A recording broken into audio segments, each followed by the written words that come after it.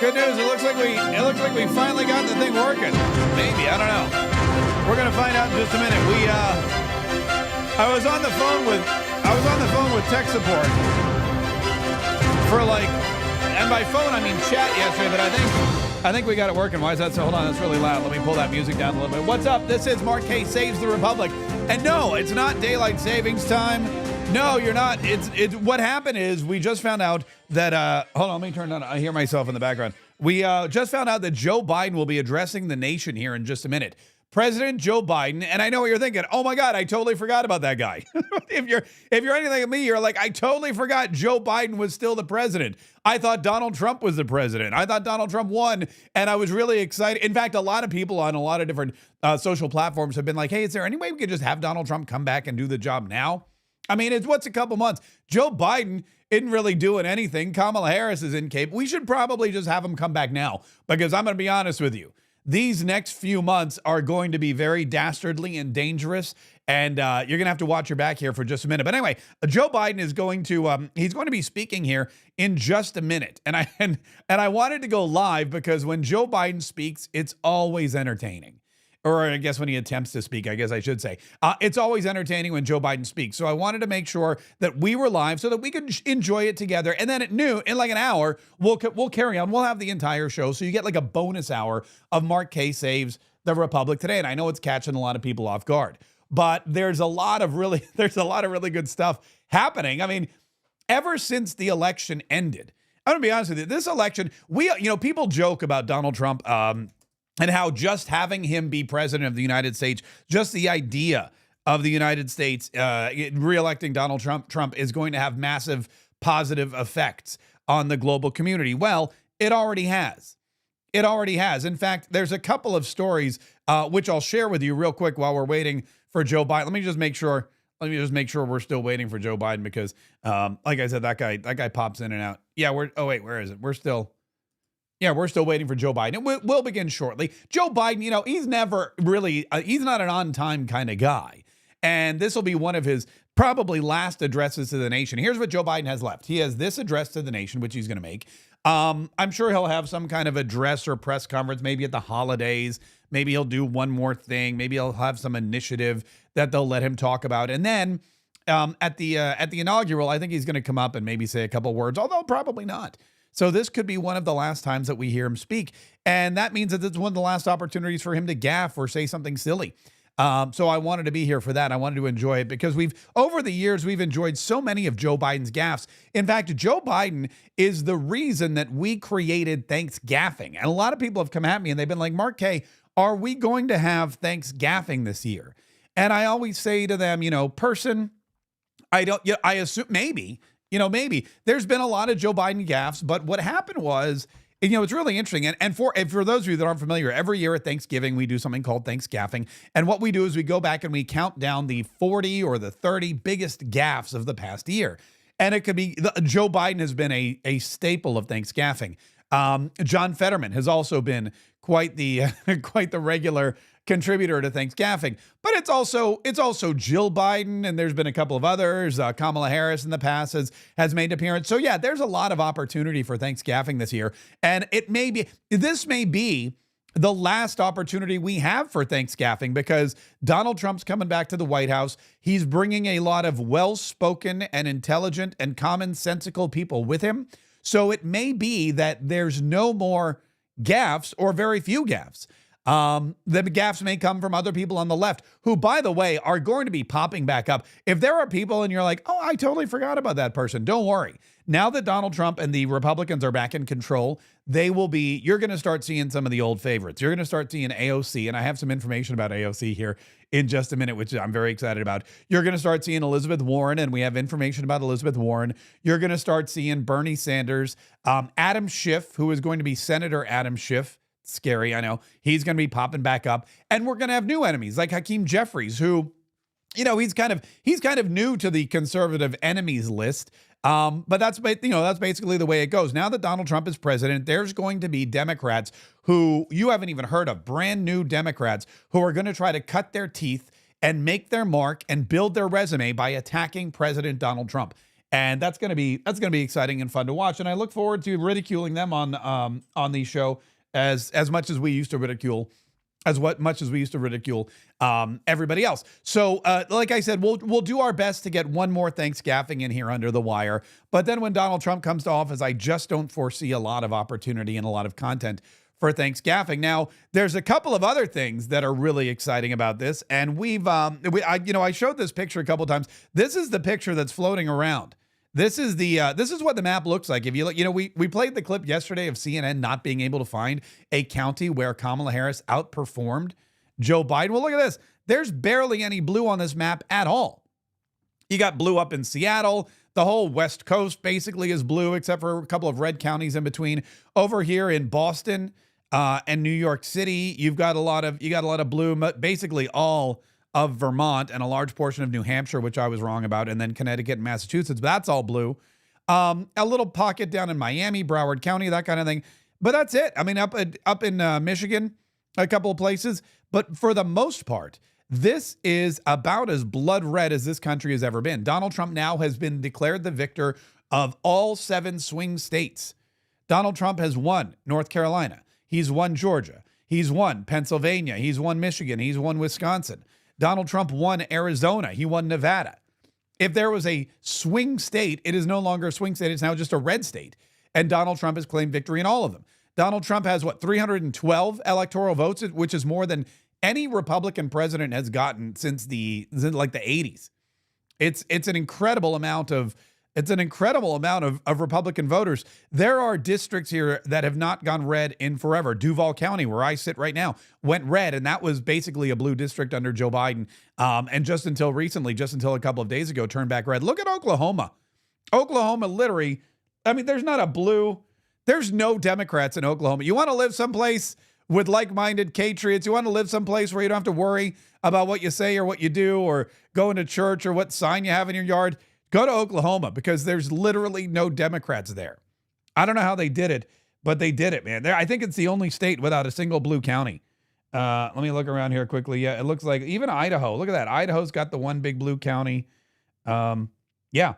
Way to go, Oklahoma. Congrats. I don't know how you guys did it, but you did it. Look at Tennessee. Tennessee, you've got Nashville and Memphis are blue. Florida is about as red as it's ever been. I'm very excited about this. We have plans. We're planning on a t-shirt. We're going to turn this into a t-shirt. Now, Kid Rock made a t-shirt last time around with some wordy dirds on it, but we're not going to do that. We're going to come up with our own. We're going to put this emblem on a t-shirt for you. Should be available by tomorrow, and we'll come up with a catchy slogan too. And that's something if you're interested in, if you want to get some, if you want to get something cool that you can wear, that you can show your support, you can show how excited you are about what happened in this election, then by all means, we'll have that, like I said, tomorrow. It should be exciting. In the meantime, we have some other great stuff available right now at Mark Kaye Shop, which I'll share with you while we wait for Joe Biden. The official Trump MAGA Donald's ball cap and the MAGA Donald's apron shirt are still available and they're selling really well. Let me bring this in a little bit so you can see it. We've also got our collection from Trump's RNC speech, the quote, which you've heard this now multiple times because Donald Trump was sharing it through the election as well. He mentioned this quote. In fact, he ended his victory speech with this very quote: "America's future will be bigger, better, bolder, brighter, happier, stronger, freer, greater, and more united than ever before." The link to this shop, by the way, markkshop.com, is in the description of this video. So you can check it out there, or you can just go to markkshop.com. As well. That's another way to get it. But we're gonna jam pack this with a whole bunch of new stuff. We're getting ready for Christmas, of course. We're getting ready for the holiday season, and we're gonna make sure that you have all the gifts you need for every Patriot in your life. If you know a Patriot, if you know somebody who's new to the show, if you know somebody who's just started listening, and there's new listeners every single day, first of all, we welcome them, and we want to give you the opportunity to get them something really cool for the holidays, something for Christmas that they're going to love. So it's time for us to really start focusing in on getting those gifts into the shop so that you can enjoy them and share them. We'll get the Christmas book back up. It's going to be so exciting. I'm so excited for the next couple of months, not just because Donald Trump is going to be the president, but because, it's the holidays. Think about this. It's kind of like an extended holiday season. It started with my birthday on October 26th. I turned 50. Then you had Halloween. Then the election which went exactly the way we wanted it to. Now we roll right into the holiday season, Thanksgiving and Christmas, and then New Year's, and then the inauguration. I'm telling you, man, it is. I am so stoked and I am so excited for what's to come. This is going to be the greatest few months, but also the most dangerous few months. And I'll tell you why. Joe Biden. So here's what's happening. Joe Biden is going to be inviting Donald Trump to the White House. This is what this is all about.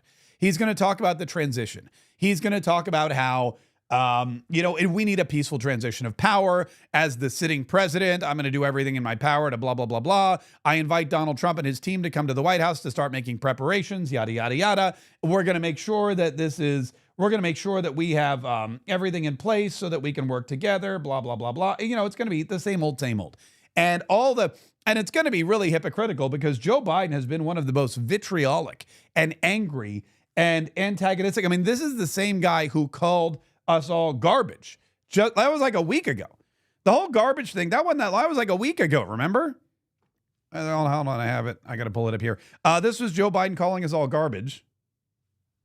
Where did it go? I don't know. Okay, well, we'll get to it. I don't know where it went. It should be there.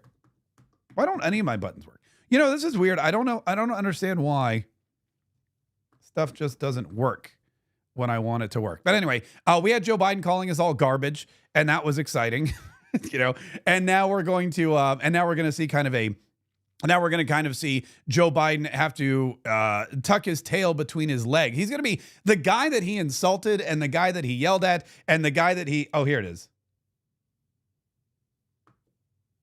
Nope, still not working. That is really annoying. The guy that he yelled at and the guy that he insulted and the guy that he called garbage and the guy... I know what it is. It's my fault. Here we go. The only garbage I see floating out there is his supporters. Operator error. Anyway, so what we've seen now is we've seen Joe Biden just insult Donald Trump and his supporters and all of his voters and half the country. And now he's got to bring Donald Trump in and kind of make amends and say, you know what? Good for you. Congratulations. We're going to work together to make sure that this transition is smooth. We're going to work together to make sure that we bring America heals and we have unity and blah, blah, BS. So I look forward to hearing it. I don't think it's going to be a long speech. I think it's going to be a short speech, but I do look forward to seeing what's going to happen when Donald Trump and Joe Biden get together for their meeting.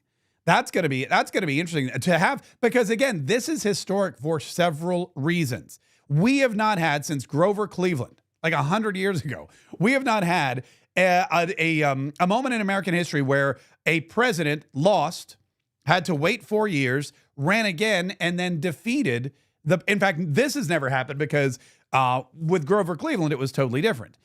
He defeated the sitting president. With Donald Trump was going to defeat the sitting president. But then what happened was they threw him out. They said, we don't want Joe Biden. We want Kamala Harris instead. And so all of a sudden, Kamala Harris comes in and Donald Trump's he actually defeated 2 Democrats in the same election. And that is something that is, I'm going to be honest with you, that is something that just has not happened ever before. Grover Cleveland was the first Democrat elected after the Civil War. He was the 22nd and the 24th president of the United States, and he beat Chester A. Arthur. Chester A. Arthur was the 21st president. I'm sorry, Chester A. Arthur he succeeded James. Hold on, wait a minute. I'm going backwards here. I'm going the wrong way.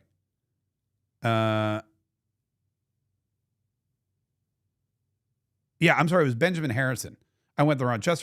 Benjamin Harrison was elected after the first term of Grover Cleveland, and then Grover Cleveland beat him because nobody liked him. And that's basically where we find ourselves today. So that's historic for the first reason, but nobody has had to defeat 2 Democrats in the same election. And the only person that could probably do that was Donald Trump. Donald Trump came in, he defeated Joe Biden shortly after the first presidential debate and the only presidential debate between Joe Biden and Donald Trump. They pulled him aside and they said, dude, you can't even hack this. You can't even debate Donald Trump. There's no way you're going to be in for a whole campaign.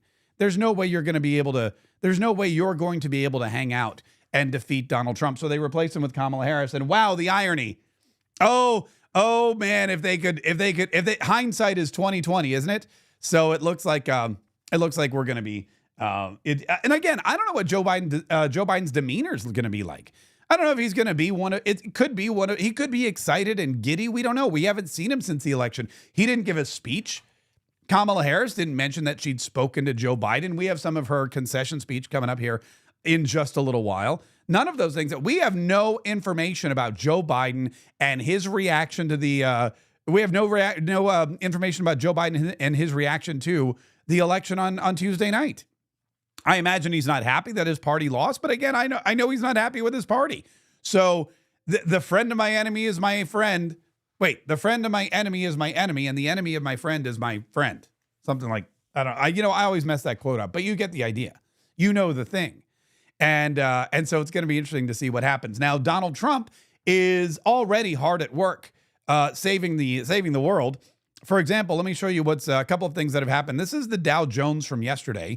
The Dow Jones from yesterday, 43,742. Look at how it jumped. Man, it just got, let's go to the 5-day.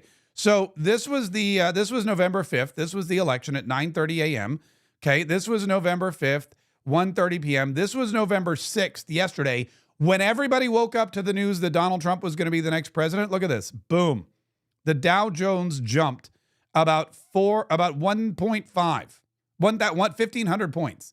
Look at that. Oh, 1,800 in the past 5 days. A 4.47% increase. Everybody who has a 401k or a stock portfolio or any of those things, everybody just became richer, as Donald Trump promised we would, because they voted for him. Everybody's retirement accounts just became more valuable. Everybody has more money. And this is the consumer confidence index of how confident people are in Donald Trump. That's the Dow Jones. That's the stock market. It is the consumer confidence index in the future of the American economy with Donald Trump as the president. And that shows that they're pretty confident. The consumers are pretty confident. This is a headline from Newsweek. Look at this. I'm going to pull this in. Hamas calls for immediate end to war after Trump election win. Donald Trump said he was going to bring peace back to the Middle East and to the world. A senior Hamas official has called for an immediate end to Israel's war against the group in the Gaza Strip and a plan to achieve Palestinian statehood. In remarks shared with Newsweek, the election of Trump as the 47th president of the U.S. is a private matter for the Americans, but Palestinians look forward to an immediate cessation of the aggression against our people, especially in Gaza. So Hamas was sitting there going, oh, Donald Trump's president? Well, maybe now this war will end. And that's not so much as them demanding Donald Trump end the war as it is them saying, we know that this war is going to end because Donald Trump's going to, they're trying to save face. Donald Trump's going to do everything in his power to bankrupt Hamas. He's going to cut off the flow of any kind of goods and services and support to Hamas. He's going to support Israel. So what they're now doing is they're trying to save face. They know that the end is near for Hamas. They know that the end is near for the war with Israel. They know that their time's basically up. And so now what they're doing is they're trying to save a little bit of face before Donald Trump stops the war. Ukraine, I imagine Volodymyr Zelensky's probably doing the same thing or a similar thing. He's waiting to see how his war is going to end with Russia and Vladimir Putin. But it's going to be interesting. It's going to be something that we have to watch. And Donald Trump's influence is, it's so great. All he has to do is get elected, and things start changing. Isn't that amazing? Something similar happened with Joe Biden. But look, it was the opposite. When Joe Biden got elected, consumer confidence dropped. When Joe Biden got elected, people started planning wars. That was really the thing. This whole Ukrainian invasion, this whole thing with Vladimir Putin going into Ukraine, that began shortly after the Afghanistan withdrawal. But really, his idea was he was just waiting out the Donald Trump administration part one. As soon as Trump's first administration ended, what happened was Vladimir Putin was like, okay, let's see how things shake out here. He watched what happened with Afghanistan, and when Afghanistan went haywire, when Afghanistan went south super quickly, Vladimir Putin was like, oh, look at that. I've got my opportunity sooner than I thought. And he started to amass troops on the Ukrainian border. And when he started to amass troops on the Ukrainian border, that was it. It was game over for Vladimir Zelensky. It was game over for Joe Biden. And so what happened was you had all this aggression in China too. It's North Korea, all over Iran. You've seen it basically everywhere, all over the country. Now you're having the exact opposite effect because Donald Trump is the anti-Biden. Joe Biden is the anti-Trump. With Donald Trump bringing peace through strength, Joe Biden brings weakness through, or it brings a war through weakness. And that's exactly what we've seen. So now we're flipping the switch back the other way. And it's happening instantaneously. Same with the economy.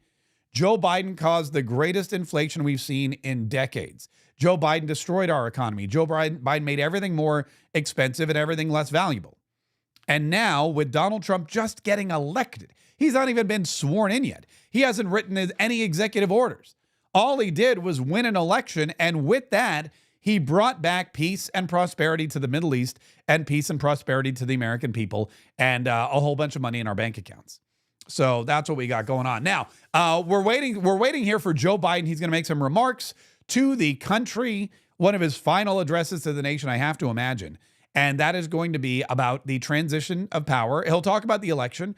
He'll talk probably a little bit about Kamala Harris. We have some I don't know what time he's going to start here. Hopefully it's going to be any minute soon, any minute now. But I don't want to get into too much of the Kamala clips and all the rest of the lunacy from the left. I don't want to talk too much about what's going to happen with Donald Trump once he gets back to power, because again, this was a historic victory. If you this historic victory here, this has been something that is, look, we've won here, the Republican side of the aisle, not just the White House, but the House of Representatives. There's a few races left to call, but the majority will remain with the Republican Party. Mike Johnson will continue to be the Speaker of the House of Representatives, and he'll be working now with whoever the majority leader is in the Senate. And that's really going to be the next interesting thing to watch, because you've got Mitch McConnell, who was a tyrant. He ran the Senate like you would. In fact, a lot of people believe that Mitch McConnell preferred being the minority leader because it gave him more power in his own party. Think about this. When Mitch McConnell when he was the minority leader in the Senate and Donald Trump was out of power, he was really the highest ranking Republican.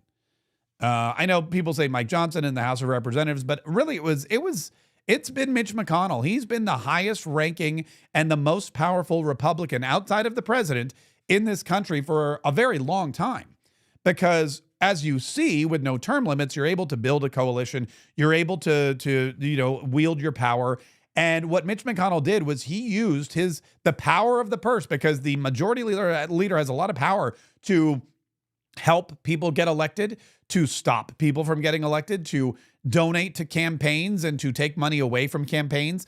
And some of the reason we don't have Kelly Chewbacca from Alaska in the Senate, even though she was way more popular than Linda Murkowski, is because of Mitch McConnell. The reason we don't have Blake Masters in the Senate is because, well, he didn't run a very good campaign, but then he also didn't have any money or support from the majority leader. And so he kind of got cut. He kind of got thrown away. Same thing happened with Dr. Oz. So now that we have new leadership coming in, it's going to be really interesting to see. The problem is oh, here we go. Hold on. We've got it going here. Let me bring up Joe Biden here real quick. Good morning. Good morning. Good morning. Thank you. Please. Thank you. Good to see this cabinet and the staff together here. Thank you. Oh, sure. Now they love him.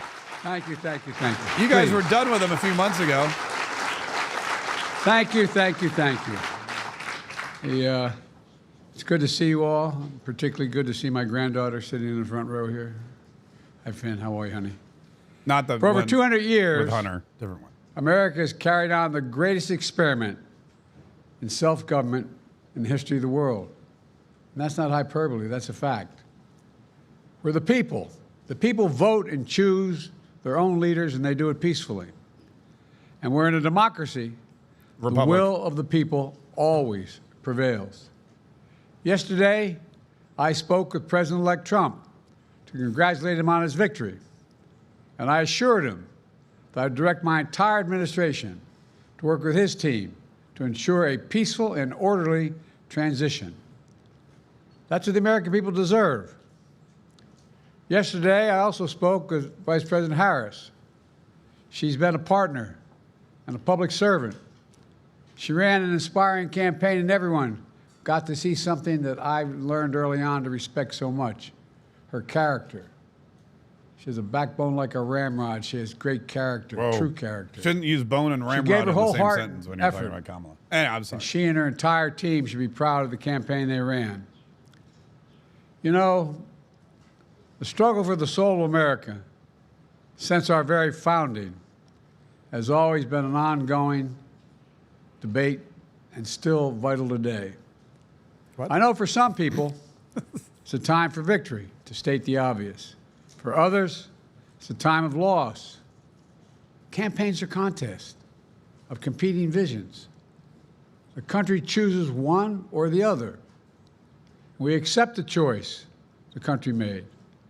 I've said many times, you can't love your country only when you win. You can't love your neighbor only when you agree. Something I hope we can do, no matter who you voted for, is see each other not as adversaries, but as fellow Americans. Or garbage Bring in your down case. the temperature. Yeah. Oh, okay. I also hope we can lay to rest the question about the integrity of the American electoral system. It is honest, it is fair, and it is transparent. Well, this time. And it can be trusted, win or lose. I also hope we can restore the respect for all our election workers who busted their necks and took risks at the outset. Busted their necks? We should thank them. Thank them for staffing voting sites, They counting busted the a votes, neck? protecting the very integrity of the election. Many of them are volunteers who do it simply out of love for their country. And as they did their duty as citizens, I will do my duty as president. I'll fulfill my oath, and I will honor the Constitution. On January 20th, we'll have a peaceful transfer of power here in America. To all our incredible staff, supporters, cabinet members, all the people who've been hanging out with me for the last 4 years, God love you, as my mother would say. Thank you so much. You put so much into the past 4 years. I know it's a difficult time.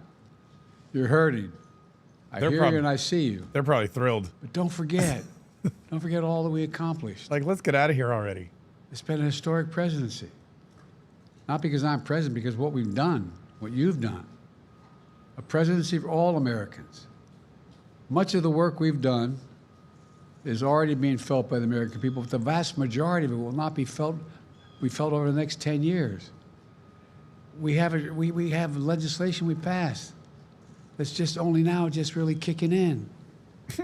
We're going to see over $1 Just like trillion his worth vitamin of B shot. infrastructure work done, changing people's lives in rural communities and communities that are in real difficulty because it takes time to get it done.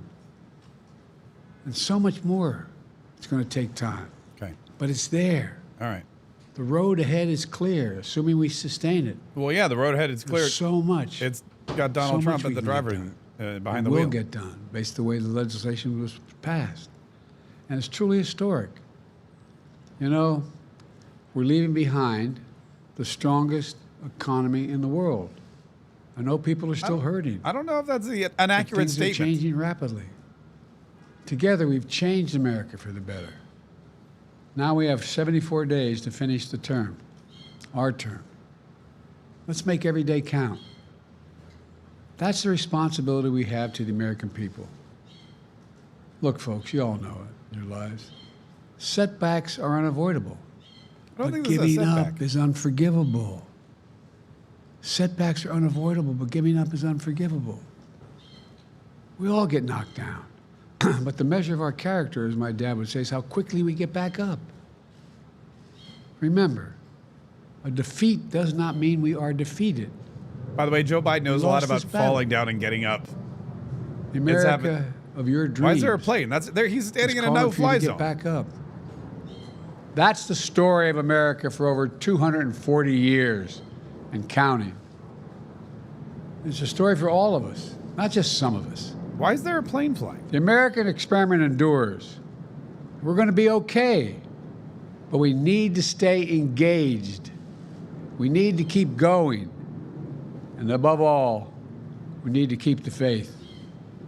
I'm so proud to have worked with all of you. I really mean it. I sincerely mean it. God bless you all. God bless America. And may God protect our troops. Thank you, thank you, thank you. Oh, that was it? That was it?